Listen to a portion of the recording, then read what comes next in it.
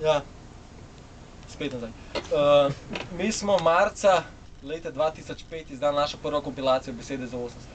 Od tega je 2 leti pa pol. Zdaj prihaja v naša druga kompilacija.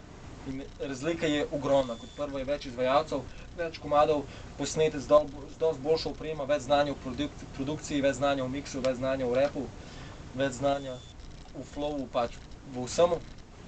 Pa tako, tudi Igor Potočnik bo naredil tako boljši mastering, kakor prvi, ki je bil narejen. In nekako je vse bolj tako kvalitetno. Ja, upam, da bomo lahko natisnili še več. Drugače pa precenite sami, kompilacija bo zelo poceni, tako da se bo dalo tudi prek MySpace nabaviti. Ni drago, se veste, da bo se tudi sirotinja lahko kupila. Ja, tam 8 evrov bo kompilacija. Ne, to se ne vemo, no. Lahko 15. Ne, 8 evrov bo kompilacija, ko lahko si lahko še vsak. Unka podpre to sceno, pa Prej so bile Besede za 800, zdaj pa Besede za 8. Ja, kompilacija se imenuje eksperiment.